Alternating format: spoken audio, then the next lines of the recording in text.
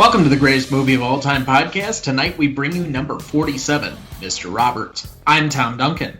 And I'm Dana Duncan. Before we get started, just a few follow-up housekeeping notes. First, we have a new Instagram page. You can find us either at the handle at GMOAT, G-M-O-A-T podcast, or find us under the greatest movie of all time podcast on Instagram. Second, if you have not signed up for our email list each week when a new episode is released, please either subscribe on one of our connected links in the show notes or email us directly at greatestaltimemoviepodcast, that's all one word, at gmail.com. Again, that's greatestaltimemoviepodcast at gmail.com. Third, I have mentioned it before, but you can follow along with each episode. See each individual score breakdown on an individual movie or find the whole list of movies and their rankings so far by clicking either of the links I embed in each of the show notes on every episode. If you simply click on the episode in your streaming service, they are right there for you. That's all there is to it. So, Dad, are you ready to discuss Mr. Roberts? I am. As we do each week, let's jump to a basic plot summary and recognition. Mr. Roberts is a bittersweet film about a supply officer aboard a cargo ship during World War II who yearns for a transfer into a combat zone, but is thus thwarted by the ship's captain, a petty tyrant. Forced to endure various humiliations in exchange for privileges, the crew engages in minor acts of resistance and looks to Mr. Roberts for inspiration and moral support, based on the hit Broadway play. This was nominated for Best Picture and Best Sound, and it won for Best Supporting Actor for Jack Lemmon. So, what is your relationship to this film, Dad? This was your suggestion. Yes, of course, as many of the films are that we start or discuss on here, my relationship to this movie is based on my dad. It was one of these movies that, was on a weekend or late night or something like that, where it's the late night movie or something back in the mid to late 70s. And he started watching it, and I sat down and watched it with him and was amazed by the number of big stars that were in it. And he and I watched it and talked about it periodically, which, if I have not mentioned already, usually my dad's point of discussion consisted of basically 3 sentences during a 2-hour movie. But overall, that's how we kind of bonded together. And so we watched this film together. He laughed a lot. He remembered this film from his teenage years, and that's my relationship. So if you guys haven't figured out by now, Ronnie Duncan is actually my grandfather's name. And so this is now kind of a tribute to him, being as I think a lot of the movies we've talked about have some sort of relationship through him, much in the same way that I experience a lot of movies through you. So just to fill in if you have not gotten that so far as the audience. But I'd never really heard of this movie until you suggested it, and it's kind of surprising to me given the level of star power that's in this movie. Well, when this movie came out, it was a huge deal because, well, the Broadway play. Henry Fonda is always considered to be a movie star, but Henry Fonda preferred live plays. He much preferred being on Broadway and performing in theater than he did in movies because of the interaction that goes on between an actor and the audience. So this was a play that was something that he had done on Broadway and had, I think, either been nominated or won a Tony for. When he first went to Hollywood, there was a group of people that lived together that were like friends. Leland Hayward was one of those friends of his, who was the producer of this film and who was involved in the actual screenplay. So there's a strong tie that dates back into the 1930s with Fonda in this film and with the people involved in it. So it makes sense overall. This is a question I've never really struggled with, and it's our next one that we usually discuss, and what the movie is about. But I understand it from a plot senses, but what is it really about? I'm having a issue with that. Maybe you could give me your insight. Okay, well, I come at this as a second generation or actually third generation, because my grandfather's age was during World War II.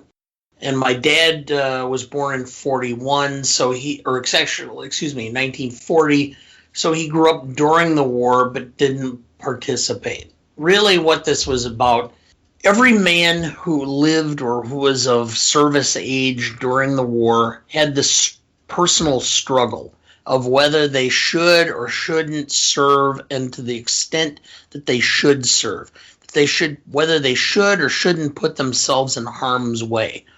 And whether when the war was over, you look back and go, I really took the easy way out versus trying to actually accomplish something or to put myself into a position where I had to fend for myself and see what my mettle was.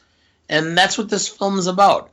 Henry Fonda's biggest driving point is he felt he needed to serve and risk his life in order to feel like he accomplished something during the war. Even though he was probably, from everything in the film, the best procurement or distribution or officer available. He did a great job of disseminating materials, but he just didn't feel that was enough. And every man at some point goes through his life feeling like, well, what I've done, or my chosen path, or my chosen career, is this really what I was intended to do, or should I have stressed myself? Should I have tried to seek more and done more with my skill set and my life than what I accomplished? That's what the film's about. I suppose if I were to really think about it in the way that you're suggesting, it brings to mind, and maybe this is too high concept, but I suppose if you're listening to this show, you're bearing with our high-mindedness that we kind of are way too self-important anyway. But Plato's Republic. And what I mean by that is everybody has their role within the greater cause. Some are made to be leaders, some are made to be followers, some are made to be logistics. And that maybe it's a appreciation for those that serve in a different capacity, teaching that there were many ways to serve, and also an appreciation for those that may not have been on the front lines but had just as much a hand in the success of the American war effort. When you're talking about this, and I'm a big historian personally, I do a lot of study, write, etc., about history and military history in specifics, or specifically, I should say. And part of that concept is that when you're that type of person, you put yourself into positions. Since we have a volunteer army, for example, I'm a big person who's involved in the study of the Civil War, and you think about if I were a person who would volunteer for the Civil War, where would I be? And logistics is part of the process because I just seem to have a talent for logistics. And, in this particular case, Hollywood, for example, there were a ton of celebrities who had to make a decision because the studios were clamoring, trying to get stars exempted from military service so that they could continue to make films. Because FDR, Franklin Roosevelt, was really cognizant of trying to keep the home front as upbeat as possible, and so he wanted to continue to see films being made because it made a difference in morale for the public at home. So, John Wayne never served, never even was in the military, even though he played military personnel. It was an actual rift between he and John Ford, who John Ford had volunteered to film combat, the director of this film, as a matter of fact, including footage that's considered some of the seminal military footage of the Battle of Midway. And Ford commented and would speak with some level of contempt towards John Wayne of never having actually served. Henry Fonda did not serve, whereas probably his best friend in Hollywood, James Stewart, served. And not only did James Stewart serve, he became a pilot and, in fact, ran, I believe, 50 bombing missions, I think flying B-17s over Europe, which if you managed to fly a B-17 and got 50 sorties, that was rare that you survived. So this film really is not just a composite of what life was like in general, but I think it kind of reflected what the situation was with Hollywood sorting itself out as to who served and who didn't. I'm glad that you mentioned that. It kind of allows us some transitional space. John Ford and his relationship to this movie, and also his level of cantankerousness. Simply because if you do any minimal amount of research, there isn't a ton on this movie, but it is known for one specific thing. This was the 7th movie between John Ford and Henry Fonda. It was also their last, because midway through, because of the disagreement they had on how Fonda should play Mr. Roberts, famously, John Ford hit him in the jaw and then left the film midway through. So this film actually has 2 directors. So for 2 stalwarts of the film industry to have that level of notoriety to this one, it's the only thing that is notable about this film other than the role Jack Lemmon played. And that's where I'm going to transition, because he is my nominee for Best Performance as Ensign Pulver. This was the first major role of his career. He'd actually tried out for the Broadway play and not been cast. And so he didn't think he would be cast by Ford when they did the movie or decided to put this together, but he was in many ways. And Ford actually took an interest level in Jack Lemmon in order to do this. So I find it fascinating that he ultimately ends up not only winning the Best Supporting Actor for this, his first not only nomination for an Oscar, but his first win in what ends up being a big career, but that it has so many tail lines going forward. I mean, this is 1955. This is right before Lemmon is about to launch in a couple of the films that we have previously discussed. One that we did a direct episode on, Some Like It Hot from 59, but also The Apartment from 1960, and then a few other films that he has a fairly long history, and this is kind of what got him started. So who is your best performer? I had Henry Fonda, simply because Fonda was by far the glue which held the whole cast together. He was the center. He had to play parts of being both condescending to some extent, had to be contrite at other times. He had to be angry, but he couldn't overdo it. This is a part that could have been overacted so easily, but wasn't. It kind of is almost like if you were to, from everything you know about Henry Fonda or don't know about Henry Fonda, this film could very well be considered like if you were to create a dream role for him, this was it. I had some complicated feelings on Fonda in this. He is in a movie that I love so much and pops off so well in 12 Angry Men, where he's got this certain energy and, I don't know, it's not quite desperation, but conviction. The way he plays Juror 8 in that movie. And similarly, you see that in something like The Grapes of Wrath when he's Tom Joad, that there's a certain energy and conviction he has that I just didn't see in this movie. And maybe that's the difference from the Broadway version to maybe the disagreement he had with Ford, and ultimately what led to the deterioration of their relationship. That there's some weird quality to it that I can't put my finger on. It doesn't seem to be the Fonda role that I know it could have been. Does that make sense?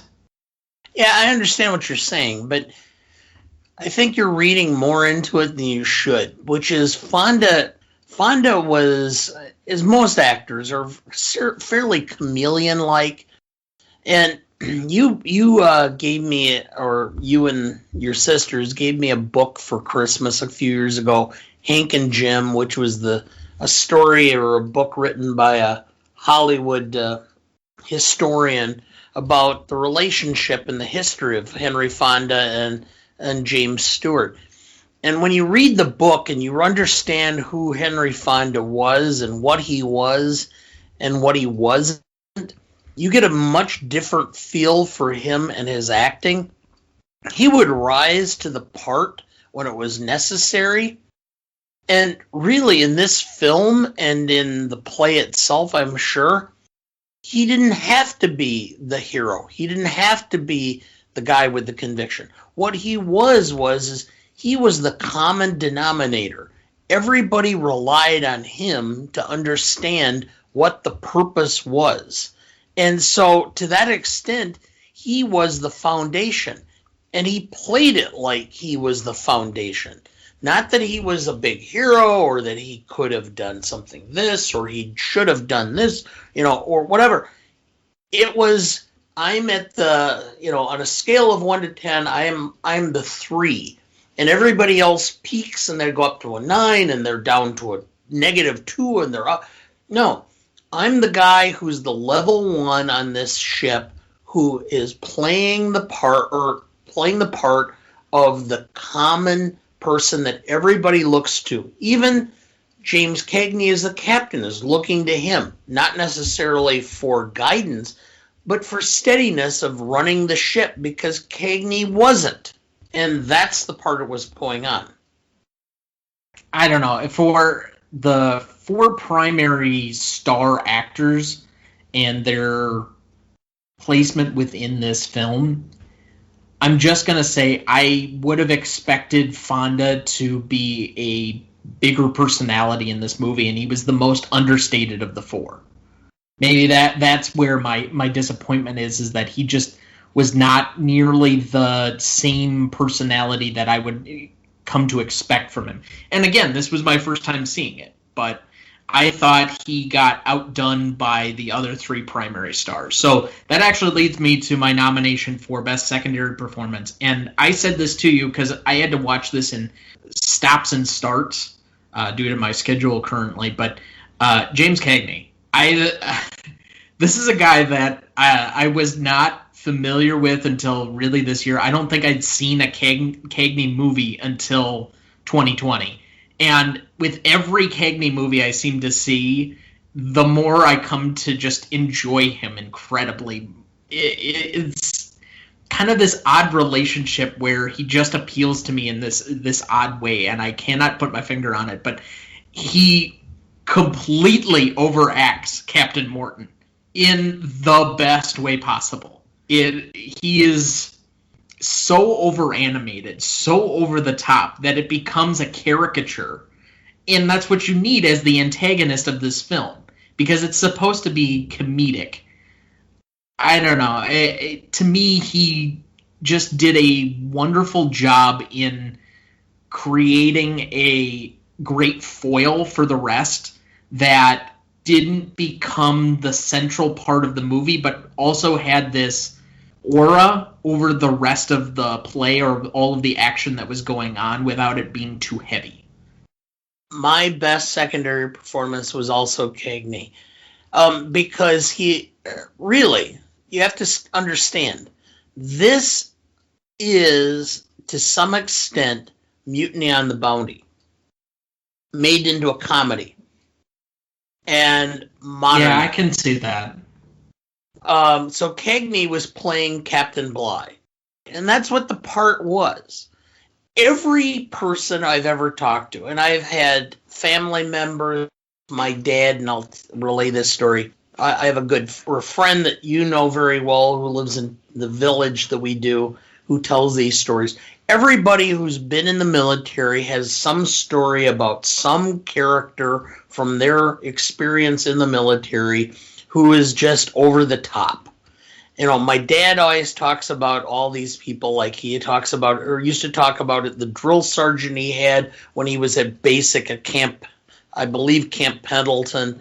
And then he would also talk about guys that was in his unit, like his staff sergeant's name was Wiley, and he referred to it as a Wiley bath, which the guy never showered. He just always felt it was necessary to just wash off his armpits and his neck in the sink, and that's what they started calling him. So every guy who's been in the military relates to some extent with Cagney because they've all experienced him and they've all lived through, and they've been those guys who were on that ship, whether it was a ship or a platoon or stationed on an island, wherever. They all relate because there's some aspect of their history where this has happened and they can understand these people. One of the things I forgot to mention is how very well layered the character seems to be in Cagney's portrayal of it. Now, part of that has to do with the script, that there's that one scene which you really get his motivational set. But I think Cagney was the right person to play that role because you can really see him being that ordinary guy who feels jilted by all of the college boys all the time that are giving him trouble. And so you fully understand his level of animosity toward Henry Fonda in that moment. And I think because of that, it just enhances that character that much more. I'm sorry I didn't mention it before. That being said, and we'll move into charismatic. Another great find of mine for 2020, though, along with Cagney, has been William Powell, and he is my nominee for most charismatic. I don't know what it is about him. He's just got this great engagement. It's only the second film of his I've seen this year, and he's from another movie that I guarantee, unless you're a crazy person like me who's decided that they're going to watch every Best Picture winner of all time, who would ever go back and watch The Great Ziegfeld from like 1937 or 1938. But it's the only other movie of his I saw. And really the only reason to watch it is for William Powell. But he does this great wily old coot as Doc that is a great foil and also some of the heart of the movie. And I don't know why, but he's just, every time he's in a scene, he's just kind of lovable. I don't know. He's the conscience of the film. Yeah, that's a good way of putting it. Okay, if you want to follow William Powell, he and Myrna Loy did a whole series of films in the late 40s called The Thin Man. They were remade later on with Peter Lawford and such, but they're just wonderful little detective films. And, they're just classic, and they're intelligent, and they don't insult you as far as giving clues, where a lot of whodunit films will be like, they'll show it and they'll go, here's the tip, and they'll wave their hands and no, they're very good, they're very well done. And so William Powell has always been somebody that I've enjoyed and thought has done a very good job.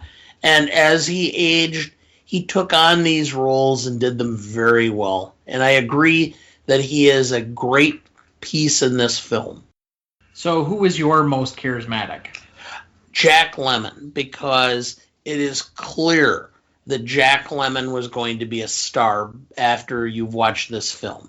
He's going to be the guy that's the borderline neurotic, who's always going to be right on the cusp.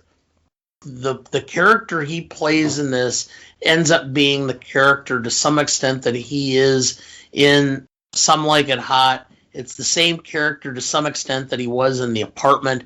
It became the epitome of what was Jack Lemmon, which is there's just a certain aspect where he's constantly fighting against himself and, what he should do, shouldn't do, and you can watch the neuroticism or the neuroses that he has internally. He has a knack for being able to present it without being maudlin or in the film. You can see the internal struggle he has on things, what he should do versus what he wants to do. And that becomes like the epitome of the films that he has throughout the 1950s, 60s, and even into the early 70s. This is one of the reasons that why I think actors are way too afraid of being typecast. There are no great actors with range. There are actors playing the same character going through different circumstances. I mean, Tom Hanks is the same in just about every movie he does. He's just in a lot of different circumstances because he's the most average actor that we could possibly get in order to insert into how many different movies. We've said this about Jack Nicholson. Jack Nicholson is just playing degrees of different versions of himself. And I think in the same way that we found the character that Jack Lemmon best did in this type of role, but he's not that different from, Ensign Pulver is not that much different than Felix Unger. And I understand. And with Tom Hanks and with James Stewart, who are a lot of times lined up being virtually the same, you can look at them as actors and feel like, they're my next door neighbor, or they're my friend Joe, or they're my Uncle George. And there's a certain aspect or quality about them that they seem to be a level of diffidence that, no matter what goes on around them, they always react the same way. Jack Lemmon seemed to always thrive in films where he was put into a position where he was put upon and he had to make these weird decisions about where things were going to be or what's going to happen. John Wayne always was basically the same character, and you've mentioned Jack Nicholson the same way. They're the same, basic character. To some extent, you create a persona, and that persona is what ends up becoming part of you and why you're cast in these roles. So let's go to Best Scene. Did you have a first nominee? I'm going to just nominate the very first scene, which is Henry Fonda seeing the battle task force in the distance and watching it travel, because it kind of set the stage for where things should be and what was going to happen through the course of the film. That's not a bad one. All right. Next scene for you. One of the scenes I really enjoyed was when the guys were getting for liberty and all of the shenanigans that were going on and them coming back and going back and forth drunk and what was going on. And if you are my age and you remember TV back into the 70s, a very young Martin Milner, who was on Adam 12, a TV show from the early 70s, played a shore patrol guard at that time. And, it's funny. And I think that scene played to those who had been in the military and had served in World War II and had experienced being under constant strain and then had an opportunity to blow off steam and the level of steam that you actually blew off. Certainly. I think that scene worked in a lot of different levels. When it comes to the comedic aspect of all of the antics that were going on at that point, you talk about what was it exactly that they threw somebody in like a desk through a window of the commander of the island or something to that extent. I don't remember. Something to that effect. I don't remember it completely, but they, obviously the one guy drives his motorcycle completely off the dock and then tries to go back in after he fishes himself out of the water. And I mean, yes. Or even down to the level of the guys being delivered to dock and they're supposed to be in trouble and, oh yeah, I've checked you out and you're okay. Go ahead, but go back out. And I mean, I think that is a pivotal scene for all of the other dramatic action involving Roberts, because you really get a sense of the motivation he has for making the deal with Captain Morton. And that's going to be my next scene nominee. So the deal between Roberts and Morton is probably the pivot scene of the movie. Yes. So you have the entire first act built into him seeking privileges or some way of letting off steam letting these guys go ashore to kind of let loose. They've only been able to do so much up to that point, and they're kind of getting this, I don't know, what would you call it? Pent up energy. I'm trying to look for the right word for it. What's cabin fever? That's what I was thinking of. It's kind of a cabin fever-esque, obviously in a different circumstance. And what his motivation is, because he's trying to think of all the guys that are technically under his command, where you have it in the complete opposite. And this is where the antagonistic versus protagonistic elements of the film really take shape, where it's Morton versus Roberts. It's Fonda versus Cagney, and you really get the sharp edge of what this relationship is. Morton needs Fonda in order to promote himself, in order to continue to rise above and be able to say, I made myself into something when everybody thought I was going to be nothing. You're helping me accomplish that. And it's been kind of understated until that point, where it's just so thrust in your face in this point of the film, ultimately in the deal that they make, because Roberts is self-sacrificing enough to say, this is too much, this is a bridge too far, you can't do this to them, I will put myself on the line for the things that I want in order to allow this privilege for my guys, because that's more important in the end.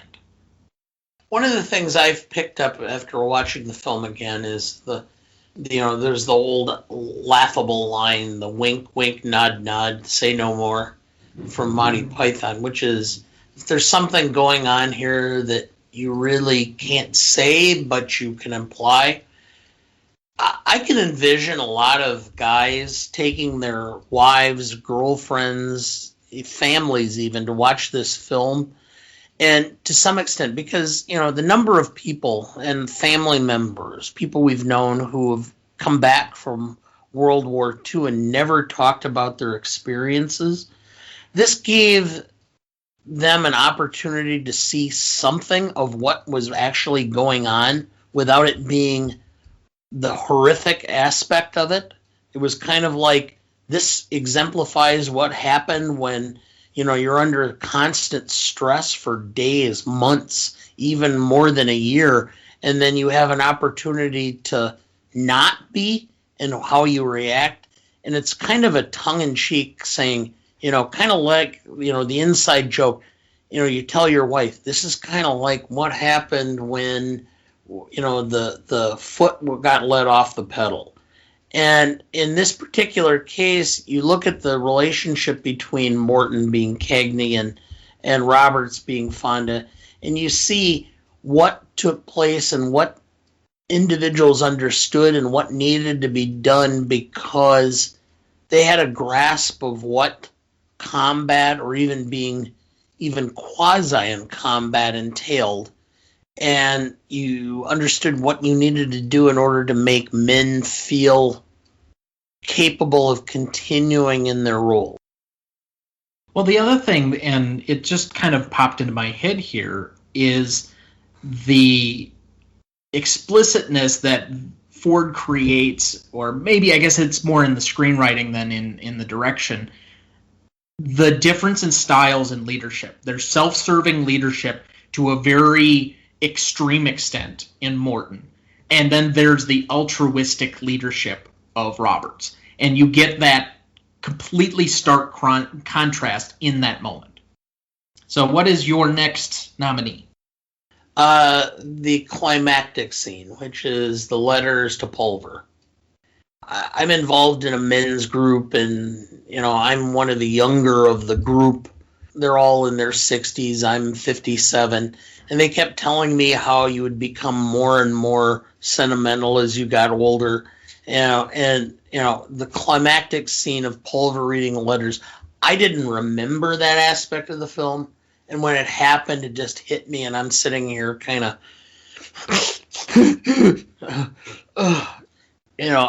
spoiler alert for a film that we mentioned at 60 the top. some years old, or Roberts dies in a kamikaze attack, and the fact that all of the crew is emotionally distraught because this guy who they looked up to is now dead, who's sought out to put himself in harm's way, to feel like he actually contributed to the war effort, actually died as a result of it. And I found that scene to be very moving. Well, I think you're forgetting the biggest aspect that I took away from it. A lot of the film has been building for Lemmon to put himself in a situation of where he's looking for the approval and sign-off of Roberts, and he kind of gets it toward the end of the film with the whole firecracker scene, which I'm not nominating, but I mean, it's a great, funny scene, especially with the way they did the whole piece. But ultimately, in that moment, he just reacts in the way that he takes up the leadership. It's now his role to become Roberts in the eyes of the crew, and he essentially rises above the level or the criticisms that Roberts has placed upon him, and you see that he genuinely had an effect in leading these people to become the people they needed to be. It's the growth of that character that makes that scene for me. Yeah, I can understand that, and I can see that. I'll do the kind of two scenes-ish before that. So there's a point where there ultimately is the disagreement where Cagney ends up... they never really say if it's like a heart attack or... I'm not really sure, but he ends up basically having an anger stroke, more or less.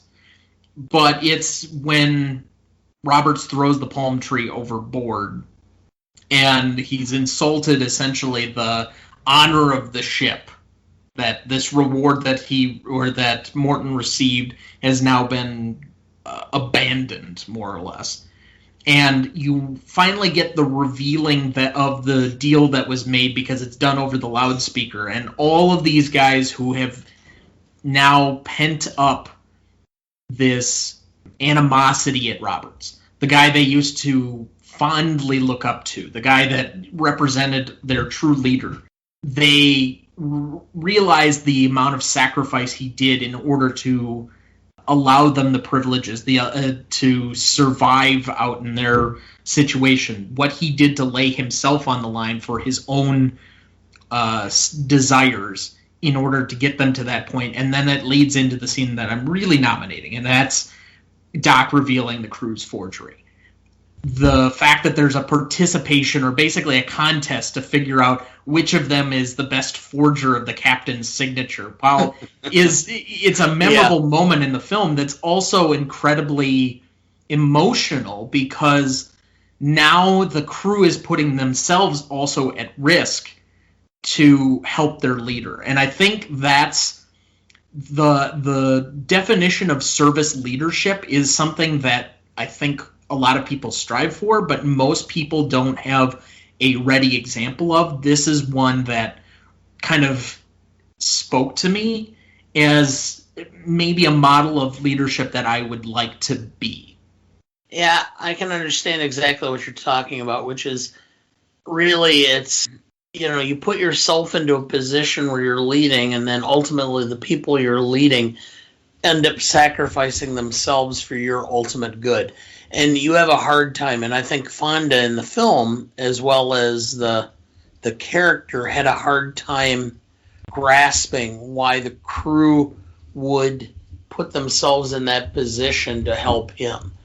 He which exemplified exactly why, the fact that he didn't do this because he wanted to be a hero. He did it because he felt that's what was necessary. And the crew rewarded him for his efforts, even though he didn't necessarily appreciate it or understand it. All right. Did you have another scene yet? No, well, I mean, there are some that you could do, because actually when I'm looking back on it, every aspect of this film had a scene of some value or something that I found interesting. But, I think I covered the scenes that I thought were the most important. I think so too, but I'm going to highlight one more, and it's probably my favorite scene in this one. So the firecracker would be top of the comedic chart, but I think this scene kind of tops it, and I thought, oh, this is such a great scene when they were doing it. I think it's beautifully written. It's just classic comedy for cinema, at least in this era of things. And it's done between three just absolute engaging stars that are so charismatic in the moment of all of this. And I'm going to refer to this as making Navy bourbon. Oh, yes. Yes, the way they have to go about Scotch. Excuse me, Scotch. My bad. Yes, yeah. Making Navy Scotch. And the fact that they keep adding to it, it's not just that like they're trying to pass off one layer. No, the amount of steps that they take individually, and they just keep building and building, and it's one more thing, and it's one more thing, and it's one more thing, until finally you get damn, we can pass this off. They won't know the difference. And all of that. I'm not going to spoil the whole scene for everybody, but I thought that was one of the better scenes of the movie, and it is probably my favorite out of this. So for you, out of those that we've talked about, what is the best scene?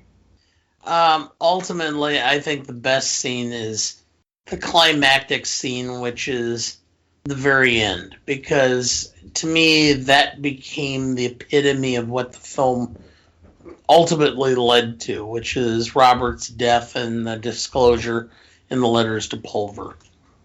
All right, I'm going to go with the scene that I talked about, and it's Doc revealing the crew's forgery, because I think there is such a climactic value in the same way that you get it from the letters. I think there's a little bit more that I get from an emotional standpoint from Doc basically revealing to Roberts what he means to the crew. Because I think if you want to know how somebody feels, show me how they act or they respond. That is more indicative to someone's feelings than anything they could ever say. And I think their self-sacrifice in that moment and the way it goes about it to ultimately give Roberts the same thing, that the one thing he wants most, in the same way that they wanted the one thing to go ashore, was their biggest desire.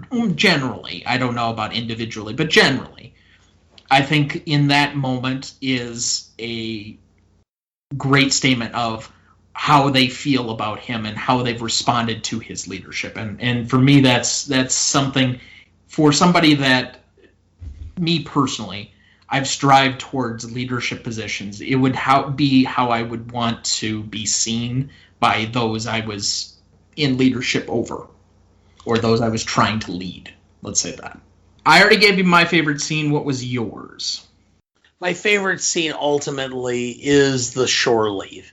Just because the absolute mania that's going on while that's happening, it's the epitome of what men or any soldier, sailor, marine, whatever, has to endure.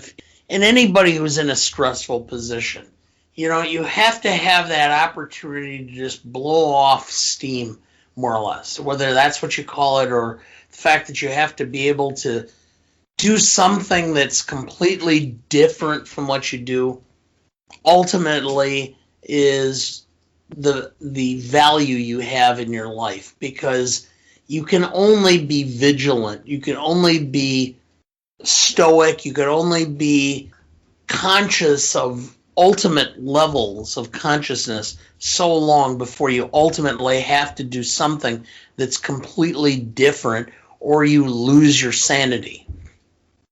All right, that takes us into most indelible moment. For me, I took a second. I put my notes together a couple of days after I'd watched the film. If there's any one thing, and it's odd because it's not a part of any of the moments we've talked about necessarily, but I think it ends is the beginning of the concluding action of the play and or movie. and it's Roberts throwing the palm tree into the ocean. I don't know why that sticks out for me, but that act and what it essentially sets off ends up becoming the thing that's just seared into my mind. For me, it was the scene with Cagney and Fonda where they make the deal of what it's going to take in order to get the crew liberty. Because, I've had a lot of opportunities to be in leadership positions through my life.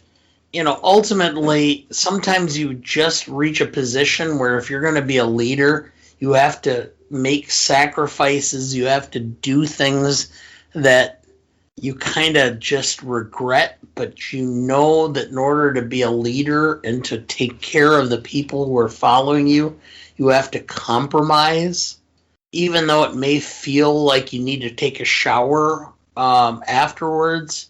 It's just part of the process. And to me, that was an indelible moment, that what Fonda had to do in order to basically save the crew. Okay, that is a good point to take a break. We will be right back. Welcome back. Let's jump into best lines. What do you have first up, Dad? The lines seemed always in this film play off other lines, so it's not like you can give the one line. Although Doug Roberts, we've got nothing to do with the war. Maybe that's why we're on this ship, because we're not good enough to fight, because our glands don't secrete enough adrenaline, or our great-grandmothers were afraid of the dark or something. I think that could be the summation line of at least Roberts's character arc, or at least motivation to get him to the final point. So I guess that is significant, but I would agree with you that a lot of this movie, if you're going to talk about lines, is done through dialogue. So my first nominee is right after Ensign Pulver asks Roberts what he thinks of him. And I think this is significant because, frankly, the most important character in the movie is not, well, at least to me, is not Roberts. It is Pulver. Frank, I like you. There's no getting around the fact that you're a real likable guy. Yeah. But what? Well, I also think you're the most hapless, lazy, disorganized, and, in general, the most lecherous person I've ever known in my life. I am not. You're not what? I'm not disorganized, for one thing. Have you ever in your life finished one thing you started out to do? You sleep 16 hours a day. You pretend you want me to improve your mind. You've never finished one book I've given you to read. I finished God's Little Acre, Doug boy. I didn't give you that. He's been reading God's Little Acre for over a year now. He's underlined every erotic passage and added exclamation points. And after a certain pornographic climax, he inserted the words, well written. Yes. So I will go actually next because I think it's the full character arc. It's where you get that picture of what Pulver is. You've been built up that he's kind of this screwball, the guy that is, as they put it, lecherous, lazy, but also kind of the guy who never stands up. He's never taken initiative to do anything. Obviously, you get that from the firecracker scene or the marbles, which I'm not going to nominate here, and I think this is the end of his character arc, because after this, I think there's a significant line where Roberts essentially dares Pulver that it's never going to be you as the guy to take the leadership role. You're never going to be the one who's self-sacrificing or the one who does some type of initiative and then takes the responsibility for it. And ultimately that leads to that final moment of Pulver taking the palm tree again, throwing it overboard, and finally, Captain, it is I, Ensign Pulver, and I just threw your stinking palm tree overboard. Now, what's all this crowd about no movie tonight? And then, fade to black. It's not necessarily the line itself, but it's the way that the lines were provided that made a difference to me. It's a very short line, but it's really kind of like the epitome of the Roberts Captain Morton relationship. Captain, you told me. Never mind what I told you. I'm telling you. Yeah, I can definitely see it, and frankly, it's playing into that same caricature that I said of Cagney, the way he plays the antagonist, but yet undermines himself, and thus creates such a comedic antagonist at the same time. That's one to highlight if you can pull one that kind of expresses Cagney, I guess, without getting I guess more of a scene version of that. If there's one line to pull out, the last one I had on my list though is the letter to either was Doc or it was Pulver, and I think if anything, this is the climactic moment of the movie. I mean, there are several of them, but this is really that final death nail that kicks off the line that I mentioned just a minute ago, and it's Roberts' letter. I'm in the war at last, Doc. I've caught up with the task force that passed me by. I'm glad to be here. I had to be here, I guess. But I'm thinking now of you, Doc, and you, Frank, and Dolan, and Dowdy, and Insignia, and everyone else on that bucket. All the guys everywhere who sail from tedium to apathy and back again, with an occasional side trip to monotony. This is a crew, or a tough crew on here, and they had a wonderful battle record. But I've discovered, Doc, that the unseen enemy of this war is the boredom that eventually becomes a faith, and therefore a terrible sort of suicide. And I now know that the ones who refuse to surrender to it are the strongest of all. I think there are so many deeper levels. I've literally reread this one back at least a dozen times since I was done with the movie, because that I literally thought of that multiple times in that last moment. I almost backed up. I didn't, but because I wanted to get it the way it was delivered a couple of different times. Maybe I should have went and rewatched that one moment because of how it was read.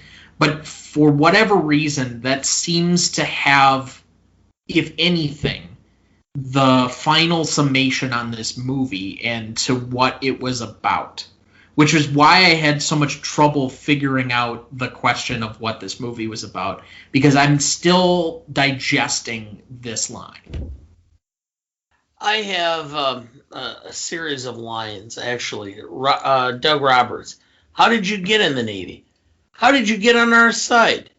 Oh, you ignorant, arrogant, ambitious. Keeping 60 men in prison because you got a palm tree for the work they did. I don't know which I hate worse. You are that other malignant growth that stands outside the door. You stinking little... How did you ever get command of a ship? I realize in wartime they have to scrape the bottom of the barrel. But where did they ever scrape you up through? There's one thing left for you, mister. A general court-martial. That suits me fine. Court-martial me. I've got it. Or you've got it. I'm asking for it. If I can't get transferred, I'll get court-martialed off. I'm fed up. You need a witness. Call your messenger. I'll say it all over again in front of him. Go on, call him. You want me to call him? No, you're a smart boy, Roberts.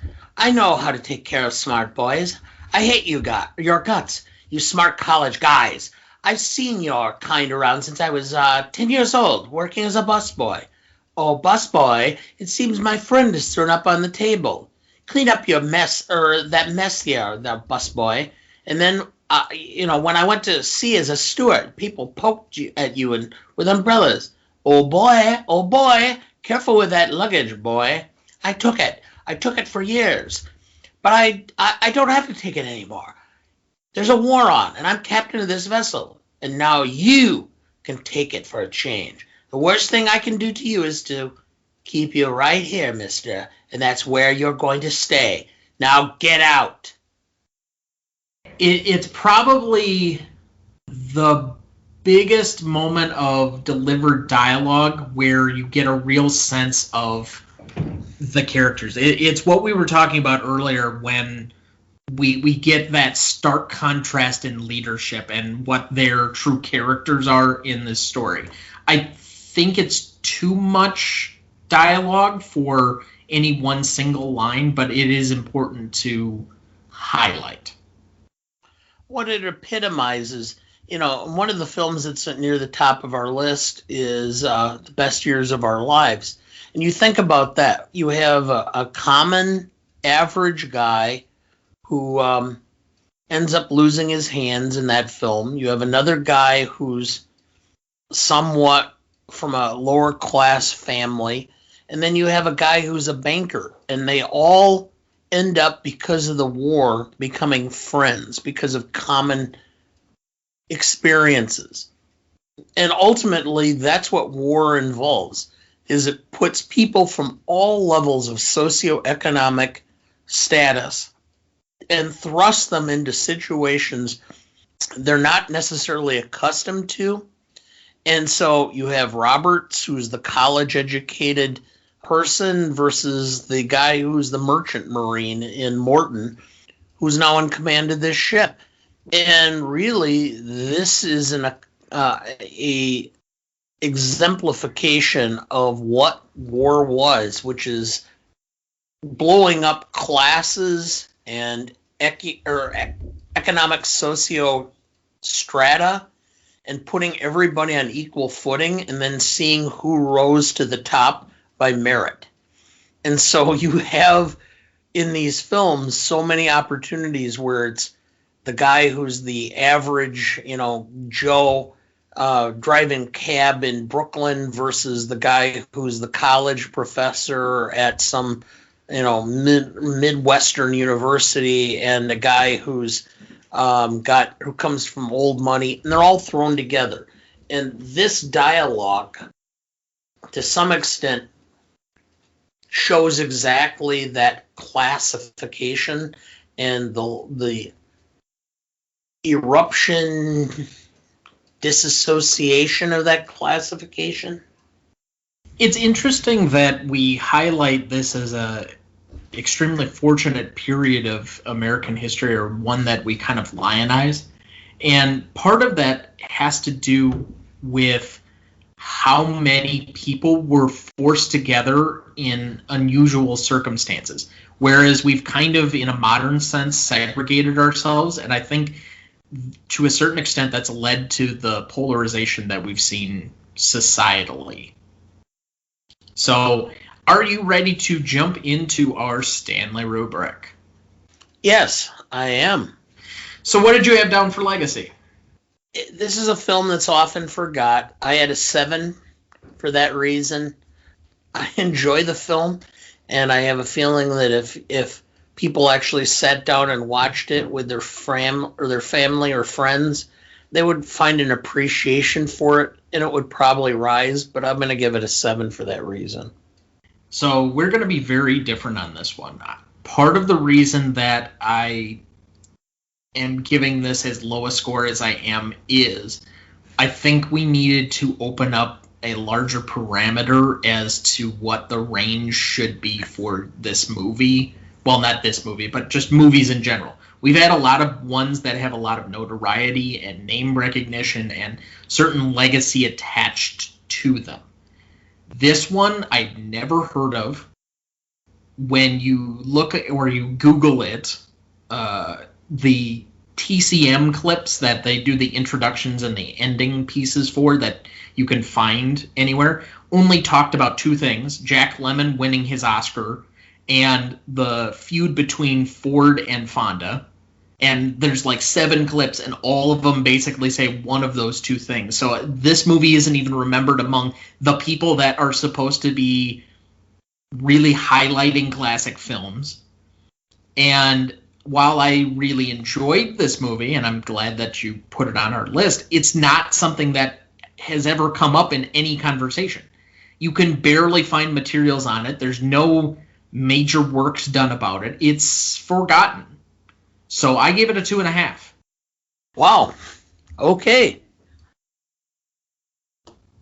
Well, No, I understand your point, but I think I need to broaden the definition, because if everything is a 7 or an 8 or a 9, then there's nothing below a 5. And I'm not trying to do that to this movie, because again, I enjoyed it.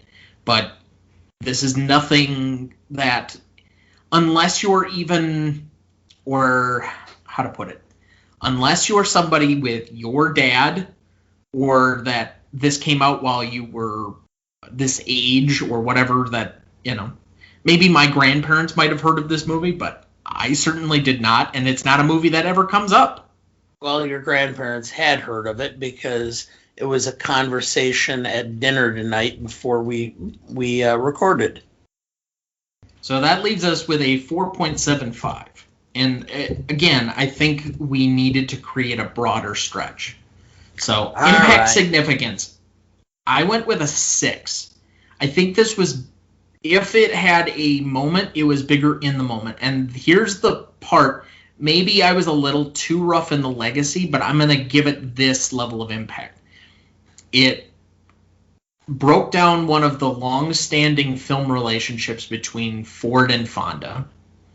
It gave us the first big role and the first Oscar for Jack Lemmon, who I think is probably one of the more underrated actors just ever, period. I've always enjoyed him in whatever I've seen him do.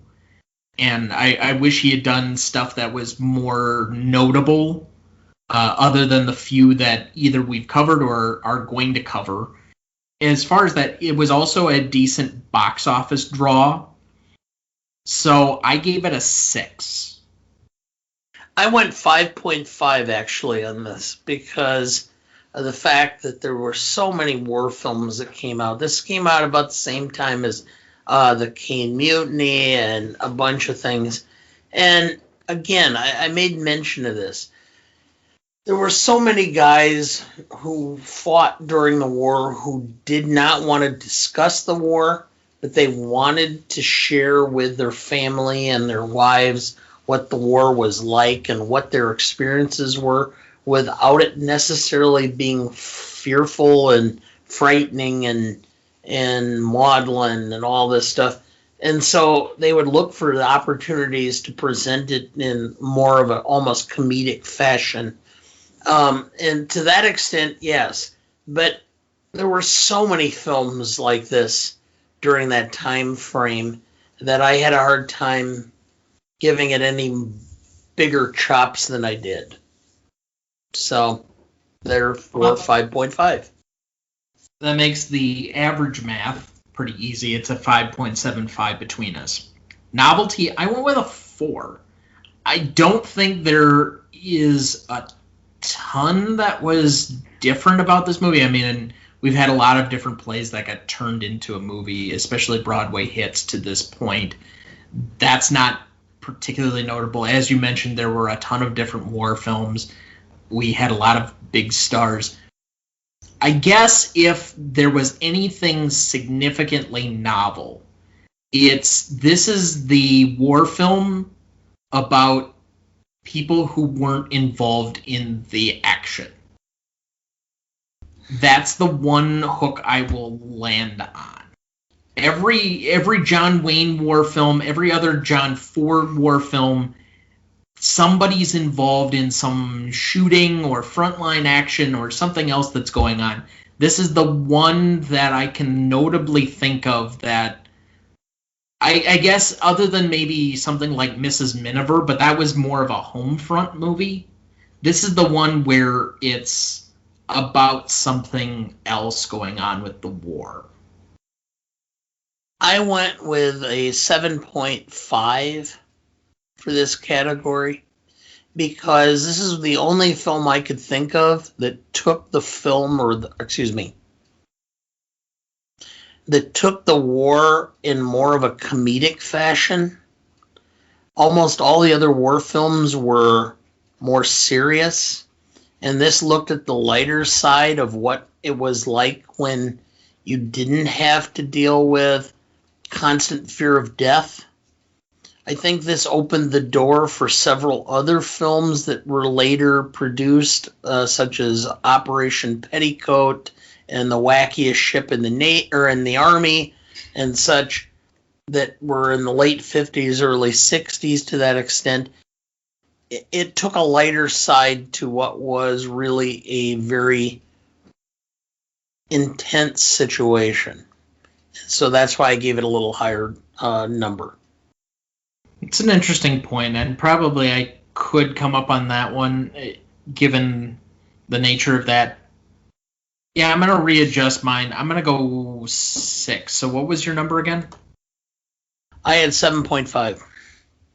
Yeah, so that'll split the difference between us, and I think that's a 6.75. Because I think there is something to be said from a genre change or a different tone that could be significant. One of the other ones that you did not say but that came to mind to me was McHale's Navy, too.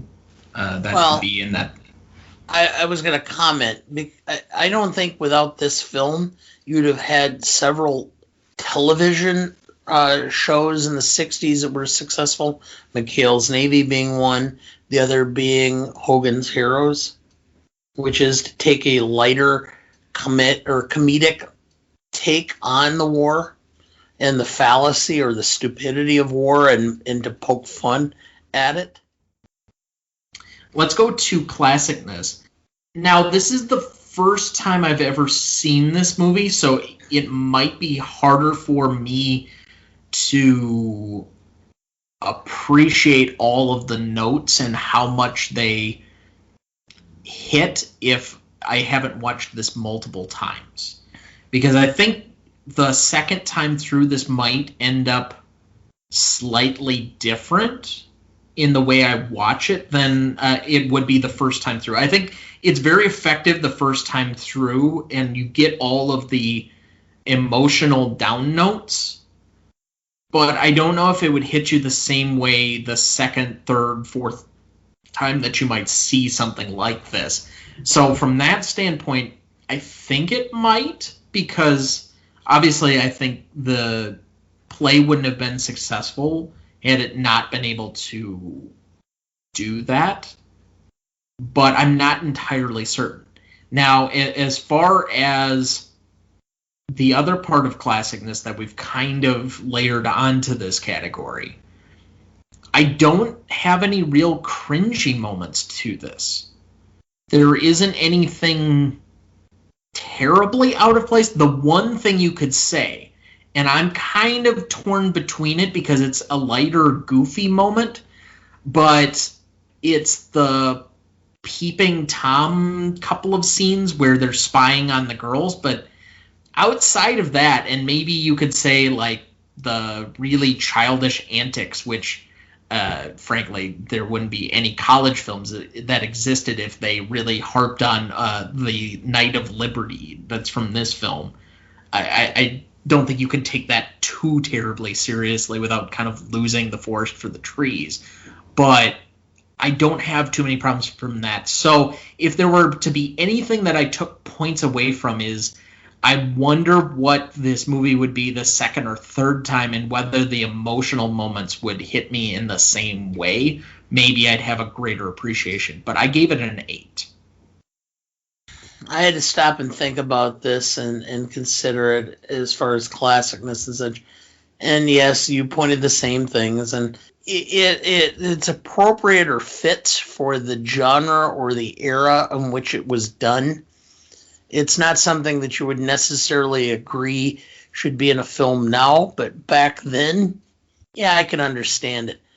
The problem I have with this category is simply the fact that it's not a film that I saw it once when, like I said, when I was a younger child, maybe in my early teens, and then watched it again one time, and then when we're looking at films from the 1950s, this is one I said, oh, I haven't seen it.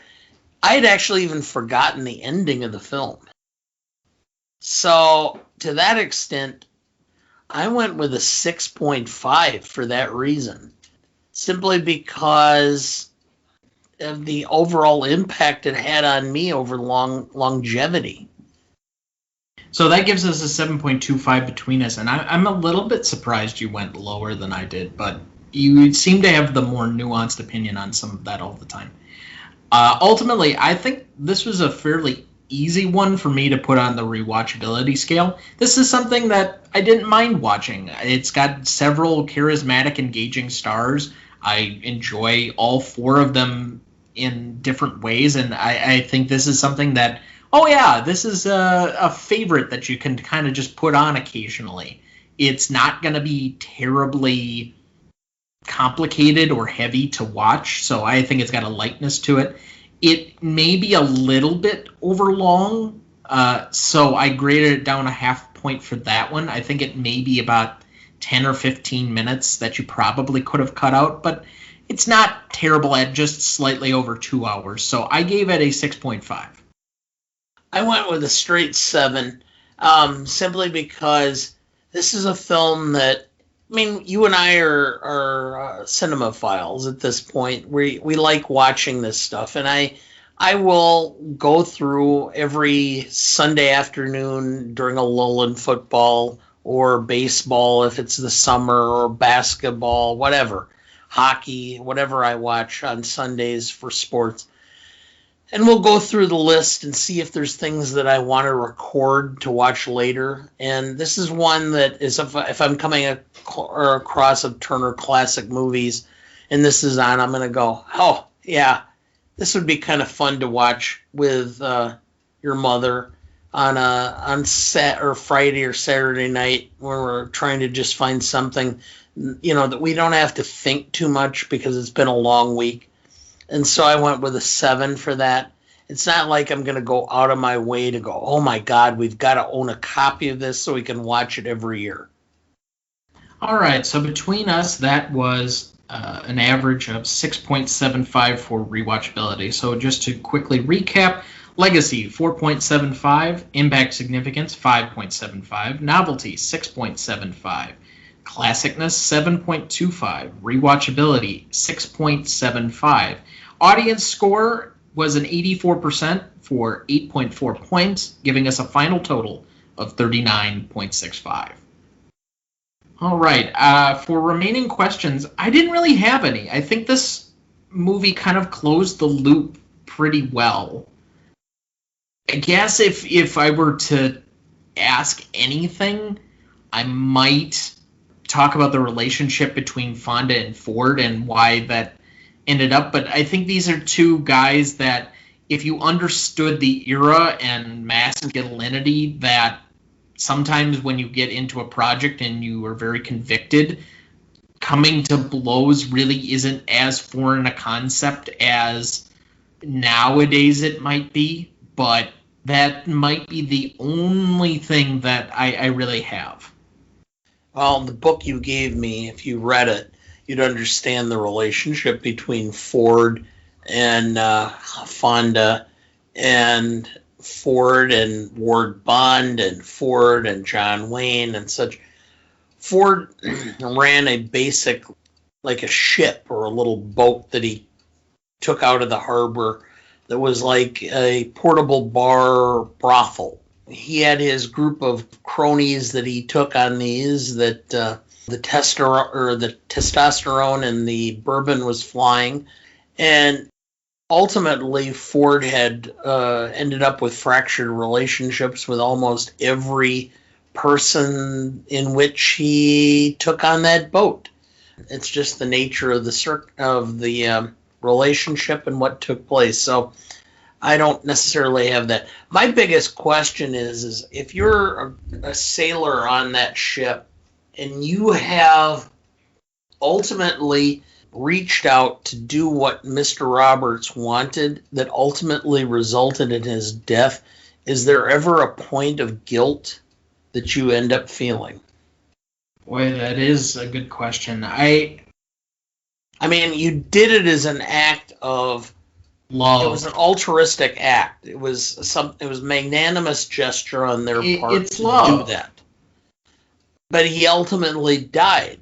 So do you feel guilty because you did something that ultimately he wanted but resulted in his demise? If I were to draw any conclusions, you can kind of get it when Doc has this moment where they're talking about whether to post which one, because there's the two letters, the one that says that he's passed away and the other one where he's actually writing his thoughts and, you know, appreciating the crew, giving his 2 cents on what he wants to be remembered for, that he's very proud of his palm tree medal or whatever it was. And yes, Doc ultimately contradicts that we need to give the proper award to the, or excuse me, we would need to post the letter that is Roberts' thoughts, not the one where he passed, because you want to remember people for who they were, not their eventual circumstances. And so maybe if I were to draw a conclusion, it would be in that moment, but that's a hard one to conceptualize. I think if it were me, I would probably feel some, but then again, I'm somebody who has a lot of guilt over a lot of things I probably shouldn't. So yeah, okay. Well, I take personally things that most people necessarily wouldn't, and kind of self-shame, and that has way more to do with me as an individual than anything else. And then there are then there are things that other people would be shameful of, and I just push right past. And so I don't know. But in this moment, I would feel a certain level of remorse. But if I were to rationalize the situation, ultimately it was a collective action of love, and you were helping him live out his wish. He died doing the thing he wanted to accomplish with his life. And I think to a certain extent, maybe you could make peace with that if you can at all. Just a little aside, and again for the listeners, you know, I talk about my dad, but my dad was an alcoholic. And my dad, though, quit drinking when I was 5 years old and never drank again from 1966 until he passed in 2007 of cancer. But still, when you're a child of an alcoholic, you have a certain element of feeling of responsibility towards people that you don't normally feel like you should be responsible for. And that was part of my adult reckoning, to come to terms with the fact that I was not responsible for the well-being of my parents, that actually it was the other way around, and that I should not feel guilty. So to that extent, you know, being on that crew, and I guess that's what struck me even to this day, and I'm sure part of what I do as a profession is because I have a certain feeling of responsibility, this altruistic view that I have to take care of people, because that's what my responsibility is, even if I don't necessarily have that responsibility in actuality. And so to that extent, that's why I came up with this, because it would rack me with guilt through most of my entire life if I was an active participant in trying to get Roberts onto a combat ship where he ultimately perished. I would be, you know, the rational part of my mind would be going, well, this is what he wanted. You know, I'm trying to effectuate what his desires were, versus, no, I had a responsibility to protect him, and I failed in that responsibility, and I didn't see what could possibly happen. But that's just me. I wish we could talk longer, but I'm expecting a friend for dinner. Next week, we are discussing our first superhero film, and the one that kicked off kind of the current era of cinema we're currently in, Iron Man, starring Robert Downey Jr., Gwyneth Paltrow, and Jeff Bridges, directed by Jon Favreau. Currently available on Disney+. If you'd like to get in contact with us, again, please email the show at greatestalltimemoviepodcast@gmail.com. The Greatest Movie of All Time is a production of Ronnie Duncan Studios. Our show is mixed, edited, and written by Thomas Duncan. Our music is thanks to Purple Planet Music. Our technical provider and distributor is Anchor FM.